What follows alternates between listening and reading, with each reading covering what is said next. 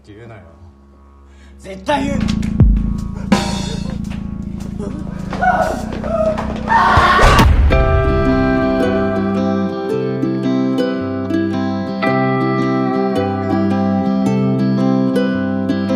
Halo teman-teman Storynema, udah boker? Seperti biasa buat kalian yang baru gabung di sini, selamat karena kalian hidup. Kali ini Nima mau nurutin Balsamers yang minta didongengin film yang berjudul Graduation yang rilis tahun 2016 kemarin. Buat Balsamers yang requestannya belum diturutin, sing sabar ya men, permen. Oke, langsung aja lah ya. Tarik nafas dalam-dalam dan bumper dulu.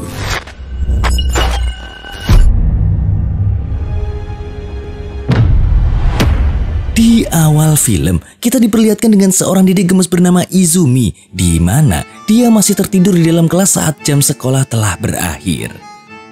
Pas perjalanan pulang, Izumi berjalan bersama beberapa temannya. Gak lama, salah satu teman Izumi menyapa seorang pria yang baru aja melaunching sebuah kafe baru di dekat sekolahnya. Pria itu bernama Tsukinaga, yang merupakan seorang anggota Yakuza dari klan Hamaguchi. Pas mereka udah mau pulang lagi, Tsukinaga sempat ngasih kupon pembukaan kafenya ke De Izumi yang bikin dia langsung tersepona tuh men. Otomatis di jalan teman-temannya ngegodain dia dong. Tapi sambil malu-malu, Izumi nggak ngaku kalau dia naksir sama Tsukinaga. Dan akhirnya mereka pun berpisah untuk menuju rumah masing-masing. Sesampainya di depan sebuah kafe, ada seorang bapak-bapak yang sedang mempromosikan kafenya. Ternyata nih men, Izumi tinggal di sebuah rumah yang sekaligus dijadikan bisnis kafenya. Di situ, Izumi tinggal bareng 3 orang pria. Mereka bernama Yuji, Takada, dan juga Haruo. Di mana mereka adalah anak buah paman Izumi yang seorang bos Yakuza dari klan Medaka. Pas mereka lagi ngobrol, tiba-tiba seorang cewek datang. Anehnya, tujuan dia datang adalah minta bantuan ke Izumi untuk menggagalkan dan membongkar kedok penipuan agensi model yang ada di daerah mereka. Dan tentu aja, permintaan itu pun diterima sama Izumi. Singkat cerita, begitu Izumi tiba di sana, dia langsung ngasih pengumuman kalau agensi ini hanyalah penipuan. Terus nyuruh semua cewek yang ada di sana untuk pergi. Karena gak terima ya kan, salah satu orang agensi mengancam akan mengadukan mereka pada kelompok Yakuza Hamaguchi yang merupakan backingan agensi itu men. Nah, mengetahui bakal berurusan sama kelompok Yakuza, Izumi pun mengajak Yuji dan Haruo untuk segera kabur. Apesnya, pas perjalanan pulang, tiba-tiba Yuji dan Haruo diserang tuh men. Tapi, De Izumi terlihat tetap santuy dan malah milih untuk ikut mereka. Biar dia bisa ketemu sama bos mereka secara langsung. Gokil. Sesampainya di sana, Izumi disambut beberapa anak buah Hamaguchi yang keheranan ngelihat seorang dedek gemes yang imut berani menemui bos Hamaguchi secara langsung. Sialnya, di sana Izumi malah dituduh telah melakukan bisnis ilegal di wilayahnya. Yang tentu aja hal itu langsung disangkal sama Izumi. Tiba-tiba, Tsukinaga nongol sambil membawa beberapa biskuit yang mengandung narkoboy di dalamnya. Dan karena nggak terima udah dituduh, akhirnya Izumi ganti menuding Hamaguchi yang udah ngejalanin bisnis ilegal dengan berkedok agensi model penipu. Seketika, suasana makin memanas tuh men. Sampai tiba-tiba, Takada muncul dengan membawa bom yang tertempel rapi di tubuhnya. Dia ngancem bakal ngeledakin kalau mereka nggak ngelepasin Izumi. Sesaat sebelum ninggalin tempat itu, Izumi menegaskan kepada Hamaguchi kalau emang bukan dia yang menjual biskuit narkoboy. Ngedenger itu, Tsukinaga mulai curiga. Mungkin ada pihak lain yang memang sengaja melakukan bisnis kotor itu. Di tempat lain, terlihat seorang pria yang nampak kurang pendidikan bernama Yasui. Dan usut punya usut, ternyata si Yasui inilah dalang sebenarnya dari bisnis narkoboy itu men. Sebagai seorang pemilik perusahaan korporasi besar yang berpengaruh di kota, dia terobsesi untuk menjadikan kota itu menjadi kota modern sesuai keinginannya. Dia sengaja menggali informasi soal geng Yakuza yang paling berkuasa di kota itu lewat salah satu anak buahnya yang bernama Mabuchi dan sekaligus seorang polisi men. Yasui menggali semua informasi termasuk informasi tentang Izumi. Lalu kita pun dibawa ke masa lalu Izumi men. di mana Izumi merupakan seorang yatim piatu yang tinggal dan dibesarkan oleh pamannya yang bernama Sugu Hoshi. Ketika itulah, sesaat ketika pamannya menjemput dia di sekolahnya, tiba-tiba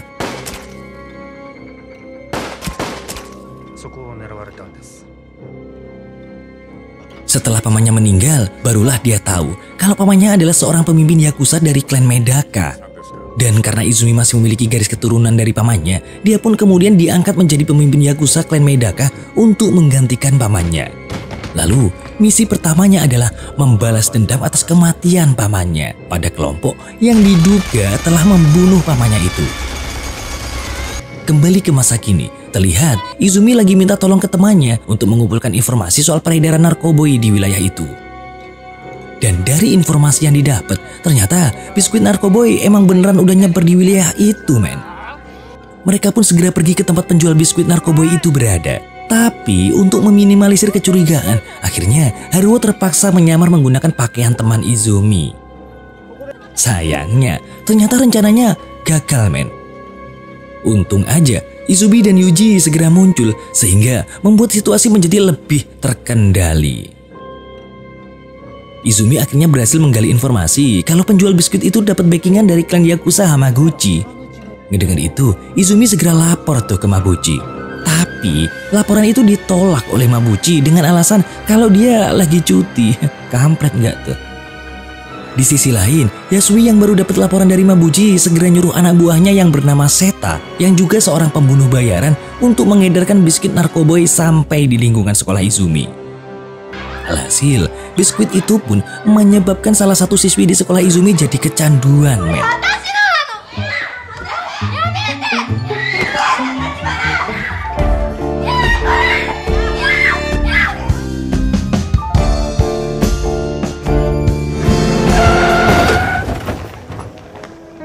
Dan gara-gara kejadian itu, Izumi pun merasa bersalah, men. Pas perjalanan pulang, Izumi sama teman-temannya ngelihat sebuah kampanye pemilihan wali kota di daerahnya. Dan usut punya usut, sang calon wali kota yang bernama Kusakabe Hayato itu ternyata juga salah satu boneka dari Yasui, men. Di tempat lain, Mabuchi dan anak buahnya menggeledah dan menyita semua barang bukti di markas Hamaguchi yang terkait dengan biskuit narkoboy.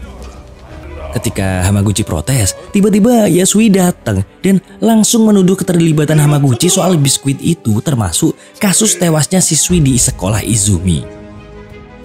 Tapi Yasui nawarin ke Hamaguchi bakal nyelamatin klan Yakuzanya dengan syarat Hamaguchi dan semua anak buahnya mau jadi wayang Yasui.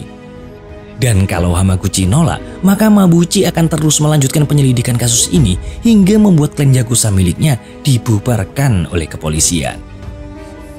Abis mikir panjang, mau nggak mau, Hamaguchi nerima dan bersedia menjadi boneka Yasui, men. Sementara, Tsukinaga yang udah tahu soal keterlibatan Yasui, Mabuchi, dan calon wali kota, diam-diam mengumpulkan bukti keterlibatan mereka. Terus, dia menghubungi Izumi dan Takada untuk bertemu di suatu tempat. Di sana, Tsukinaga memohon kepada Izumi untuk ikut membantu dia mengungkap permasalahan di kota ini agar kota peninggalan pamannya ini nggak jatuh ke orang yang salah. Tapi karena masih bingung, Dede Izumi belum bisa jawab tuh, men. Besoknya, perusahaan Yasui ngadain perekrutan magang khusus bagi siswa-siswi yang ada di sekolah Izumi. Mengetahui hal itu, tentu aja Izumi berusaha ngasih tahu teman-temannya kalau perusahaan Yasui diduga sedang terlibat dengan kasus pengedaran biskuit narkoboy. Tapi ya gitu, temannya itu malah nyuruh Izumi untuk menjauhinya karena Izumi adalah seorang mantan bos Yakuza, men. Sementara, banyak warga yang melakukan unjuk rasa untuk menutup kafe Izumi sekaligus mengusir anggota Yakuza di daerahnya. Gak lama, Izumi muncul lalu minta para warga untuk menghentikan aksinya karena Yakuza miliknya udah lama dibubarin. Tapi sang provokator yang berasal dari perusahaan Yasui malah menghasut para warga, bilang kalau Izumi jualan biskuit narkoboy.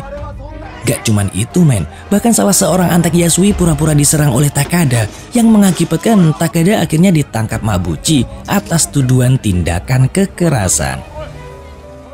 Sejak saat itu, Izumi terlihat sangat sedih, men. Dia mulai mengingat kenangan indah saat bersama dengan pamannya. Lalu, demi menjaga amanah pamannya, dia pun akhirnya menghubungi Sukinaga untuk bergabung bersama dia demi menyelamatkan kota itu. Gak lama, Yuji dan Haruo datang tuh. Mereka gak terima sama perlakuan Yasui ke Izumi. Hingga akhirnya mereka berjanji akan terus menjaga Izumi sampai kapanpun. Di keesokan harinya, Izumi dan Sukinaga pergi mencari informasi dari penjual biskuit Narkoboy yang pernah ditemui oleh Izumi beberapa waktu yang lalu.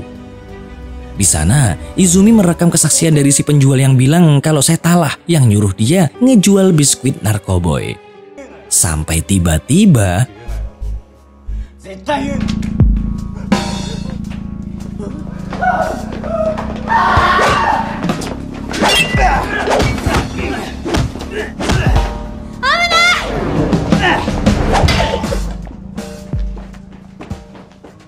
untung aja Sukinaga sama Izumi berhasil melarikan diri.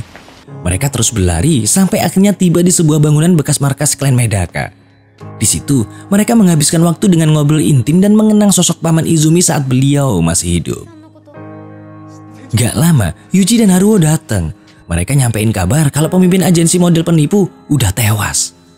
Tentu aja hal itu membuat mereka yakin kalau Yasui bakal mengkambing hitamkan Izumi atas kasus itu. Dan atas dasar itulah Sukinaga meminta izin untuk segera mengungkapkan bukti-bukti yang selama ini udah terkumpul.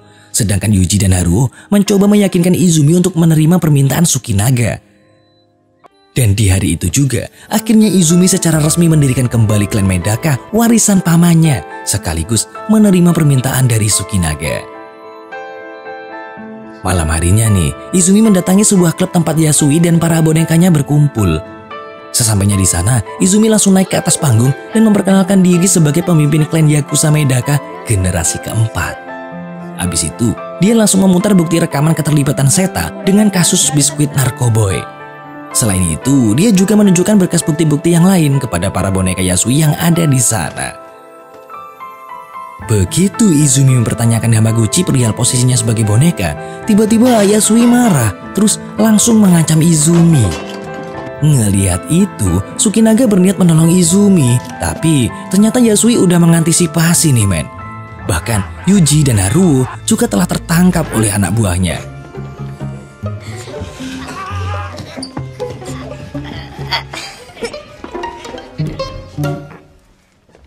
Akibat kejadian itu, Izumi pun berakhir pasrah di tangan Yasui. Terus sambil mempertontonkan Izumi yang udah gak berdaya, Yasui memperingatkan seluruh bonekanya agar tunduk atas semua perintahnya. Tapi hal itu malah membuat Hamaguchi tersinggung dan membatalkan semua rencana yang sudah disusun oleh Yasui. Ngedengar itu, Yasui pun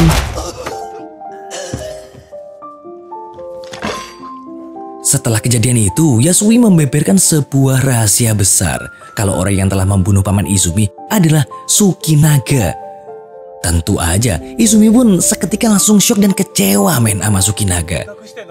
Dan karena kesel, Yasui berniat untuk membunuh Sukinaga. Tapi Sukinaga justru bisa memanfaatkan keadaan itu untuk menyerang Yasui. Hingga terjadilah pertempuran sengit di sana.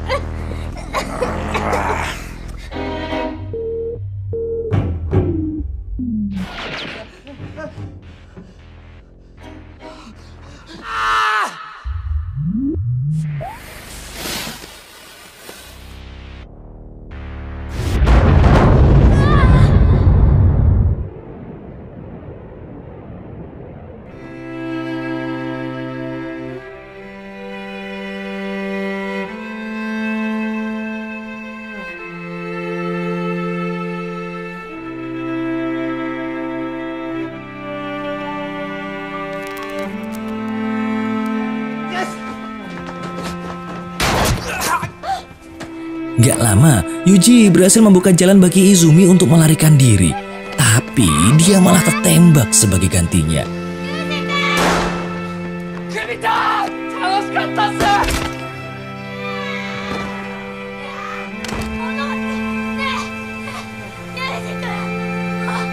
Ketika dalam perjalanan bersama Sukinaga, Izumi kelihatan sangat sedih tuh men, gara-gara kehilangan Yuji. Dia terus nangis di sepanjang perjalanan, sampai mobil yang dia tumpangi tiba-tiba terhenti di tepi jalan. Ternyata Haruo juga tewas akibat peluru yang menembus punggungnya. Alhasil, Izumi yang masih gak percaya atas kepergian dua orang terdekatnya sekaligus hanya bisa menangis men. Singkat cerita, Izumi dan Sukinaga sempat cekcok tuh saat mereka sedang menguburkan Haruo, gara-gara Izumi mengungkit-ungkit soal kematian pamannya. Sukinaga yang udah gak tahan nyuruh Izumi nembak dia kalau emang dia gak bisa maafin tindakannya saat itu.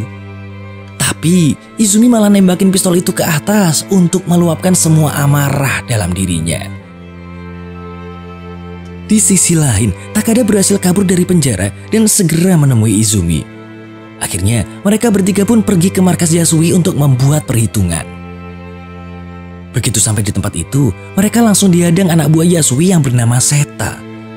Dan tanpa basa-basi, Sukinaga pun langsung maju dengan gagah berani.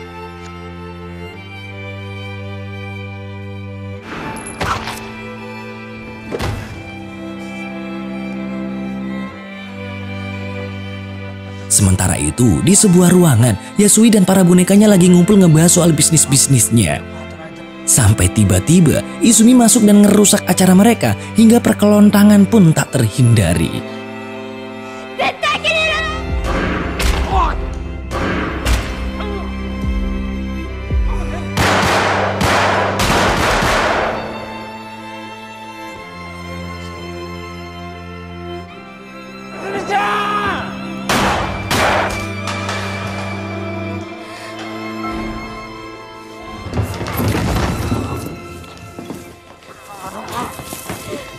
Saat Yasui udah terkulai lemas, letih, lunglai, dan anemia, gak tahu kenapa Izumi tiba-tiba ragu tuh men buat nembak Yasui.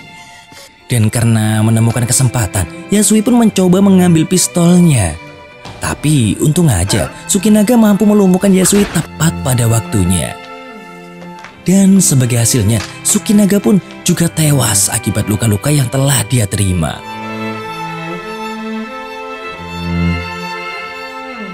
Ketika Izumi keluar dari gedung, dia langsung dihampiri teman-temannya men.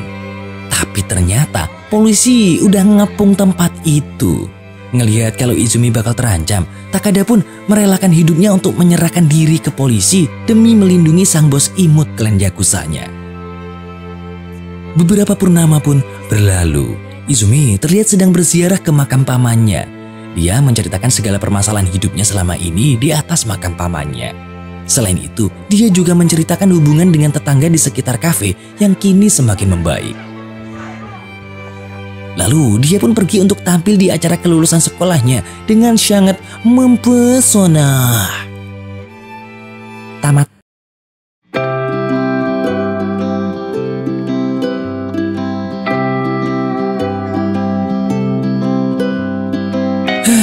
Kenapa kalau ngebahas soal perdidik gemesan Jepang gini, adrenalin Nema jadi berkobar-kobar ya men? Oke, seperti biasa buat para jomblo, segera temukan jodohmu karena daging yang terbelah rasanya lebih nikmat daripada telapak tanganmu.